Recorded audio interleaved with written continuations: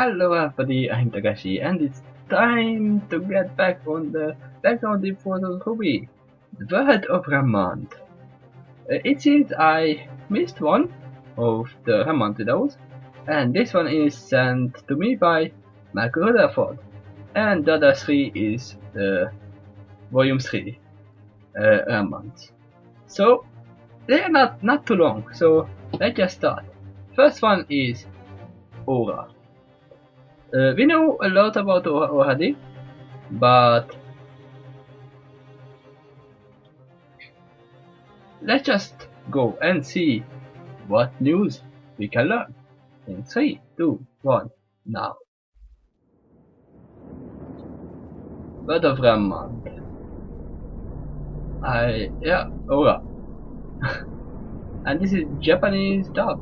Huntsmen are widely regarded as the world's greatest warriors. While skilled in a wide variety of weaponry and hand-to-hand combat, Yeah? Who is that? these champions are also masters of a much greater power. That's then? Aura.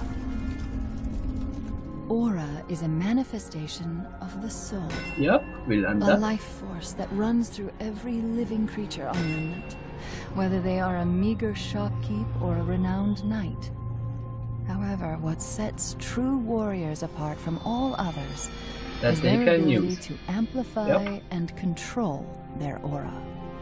Aura is primarily used as a defensive mechanism, passively coating the wielder in a protective force field. It can protect Yes. a combatant from what would normally be a fatal blow. And can heal it too. It does not, however, make the user invincible. As they receive more and more damage, their aura reserve will deplete. Oh yes. If this happens, all the fighter will be left with is his resolve. Okay. Fortunately, when a fight turns gruesome, a warrior can also rely on their aura in a different manner. And that is? Semblance Oh is yes. a term used to describe the projection of aura into a more tangible form. For some, this could be the ability to control objects with telekinesis. For others, it could mean superhuman strength. The power associated with a wielder's semblance is completely unique. With enough Completely? training and focus, a user's aura can turn them into something much more than just a man. What is his semblance? I don't know. And this is the RWBY. Yes, this was really fast. And we know that it can be used as a manifestation of the soul. And only true fighters can do that. And John can't. Or can he? I hope he will be able to use it soon. Because as we know that he has a lot of aura, he just can't use it. But Pura is training him, so I hope he's gonna learn it soon. And he will be a good fighter. And we saw that he can at least fight with one bear, one Ursai. At least. So let's go to the next one. Is Weather from Month 1. Okay. I don't know what is it. So let's just start. In 3, 2, 1. Now. Bird of Remnant.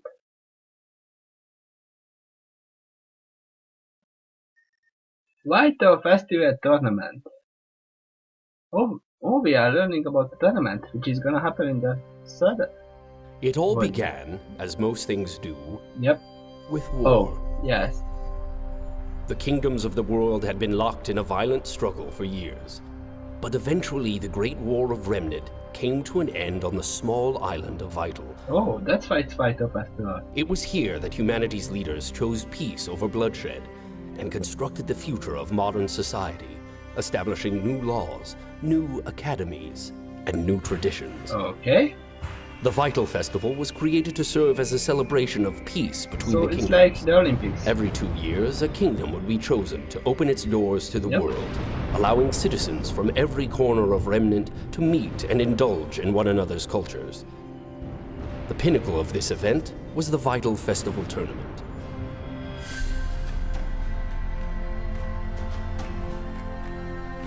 After the newly formed Huntsman Academies proved to be a success, the Vital Festival tournament was designed to test the strengths of the kingdom's warriors in a safe and friendly competitive environment. Okay. A wonderful method in which to ensure that the world's huntsmen would never settle for mediocrity, but would constantly strive to become the absolute best they could be. As the skills of the huntsmen grew, so did the games. And in time, it was decided that the tournament would need a stage equal in greatness to that of its competitors. Amity Coliseum was the culmination of the Four Kingdoms' efforts, a technological marvel and a shining symbol of harmony, capable of making the journey to all the kingdoms of Remnant. It clearly It's true remembers that all of this began with torch. war. But it is peace that has served to shepherd humanity on its ascension to greatness.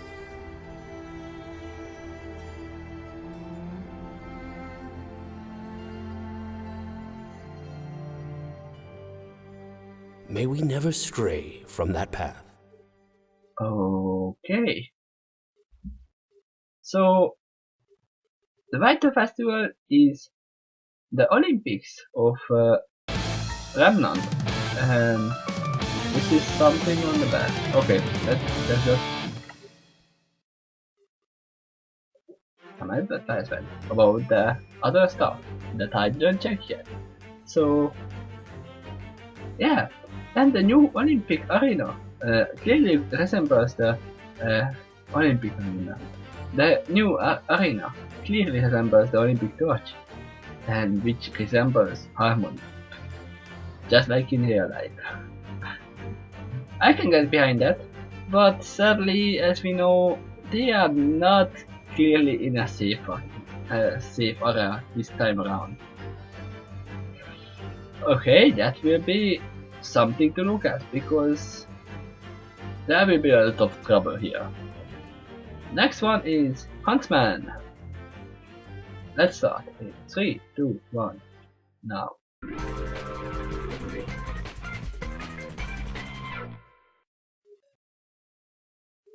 Word of Remnant.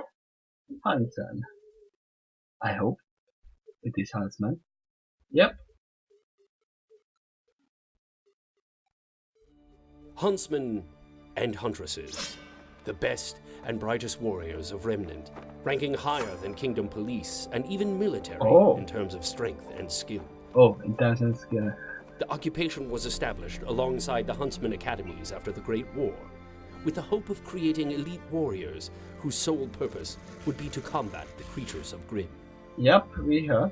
Beacon Academy was founded in Vale, Haven founded in Mistral, Shade founded in Vacuo, and Atlas founded in the now defunct Kingdom of Mantle. Oh, okay. These institutions accepted graduates of primary combat schools who showed enough promise and tenacity to not only battle the world's deadliest creatures, but also protect their fellow man. For this reason, trainees are grouped into teams, ensuring the continual development of communication, empathy, and teamwork. Traits that are vital to any guardian of peace. As an additional precaution to maintaining peace, the founders of the academies believe that their graduates should be kept separate from kingdom allegiance. Once finished with their training, huntsmen and huntresses are free to choose who they work for, as well as what kind of work they will do through the use of mission boards. Yes, we saw this. Allying with a particular kingdom or village is entirely up to the individual.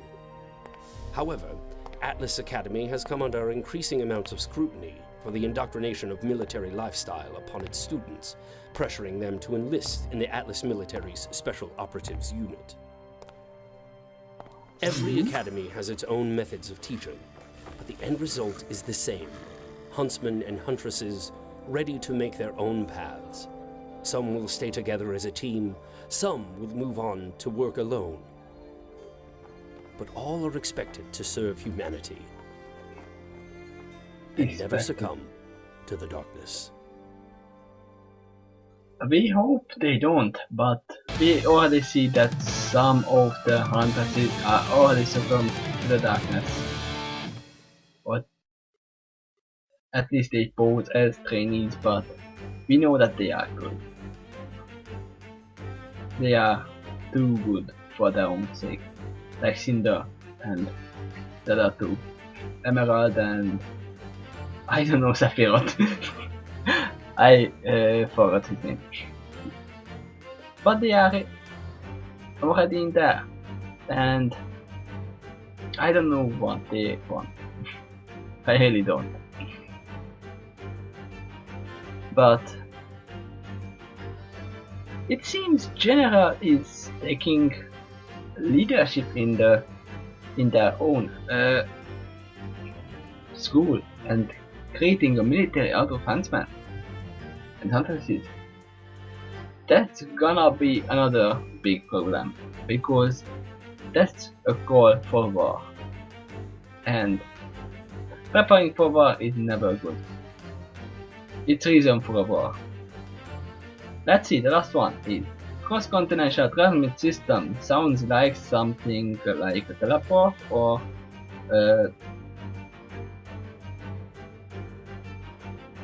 just a continental video footage. I don't know. Let's just see in 3, 2, 1, now. Bam bam. Throughout the years, the world of Remnant has seen hundreds of technological advances that have changed society. The most influential of all of them being the cross-continental transmit system. Prior to the invention of the CCTS, long-range communication was extremely limited. Yes, it's... The discovery and development of radio technology allowed for communication within the boundaries of most kingdoms. But communication with other parts of the world was restricted to the physical delivery of messages. With every alternative form of communication that was proposed, and there that's seemed to be dangerous. the perfect obstacle. Yep, because they are green. The destructive nature of the creatures of Grimm severely limited the reliability of ground-based technologies. The concept of relay satellites orbiting around the planet was promising. Unfortunately, modern man has yet to make the technological advancements required to achieve spaceflight, as all known dust types lose their power as they begin to leave Remnant's atmosphere. That's new. Eventually, it was the people of Atlas, the world's leader in science and technology, that developed the cross-continental transmit system. It was revolutionary. Like radio, signals were sent and received wirelessly, though the content of these transmissions were not nearly as limited. Audio, video, images, and text were all capable of transmission, and eventually an entire online web of information was at mankind's fingertips. Currently, the system is supported by 4 primary relay towers, each located within a safeguarded area of the kingdoms. These towers allow for wireless communication within a kingdom through the use of devices such as scrolls. Signals become less reliable the farther a user travels from the CCT tower. And although smaller support towers do exist outside of kingdoms, they are constantly at risk of destruction by the creatures of Grimm. Shortcomings aside, for the first time in history, digital transmissions between kingdoms were possible through the use of slightly more advanced devices, typically found in homes and CCT centers. The cross-continental transmit system has and will continue to advance the progression of mankind. However, if one of the 4 towers is taken offline, the entire network fails with it. A slight inconvenience during routine maintenance, but to be honest, I find the limitation somewhat poetic. No one voice is louder than the others, and no voice may be silenced without the rest. If the people of Remnant are to speak, then they shall do so together. Or not at all. We just learned a horrific thing. Remember the virus? The Black Queen virus? Or the Black Pawn? I don't know, it's Queen or Pawn. They infected the CCT. And if it's possible to transmit anything there, videos, files, text, it must be possible to transmit the virus. They can shut down the entire messaging system anytime they want. There can be no prevail. If they start a war, they can just get them one by one. I don't know what that would accomplish, and why would they even want to do this, but they are capable of that. And they have the army too. Army of the clone mechas, so it's gonna be a gruesome Bear Festival. I'm pretty sure they will attack there, because it's the symbol of peace. And if they want to create a war, because why wouldn't they want to? Because they are the bad guys. They just have to create this. Just crush this event at full force, and everything will be in chaos. That will be a big problem here. A huge problem. Okay, next time I will continue this. I will continue with the first episode of RWBY Volume 3. And I see there are no more episodes. Volume 3 is the last one? Or only in the playlist? I don't know. But we have wrote before we run out. So next time we will see you in the first chapter of Volume 3. Bye.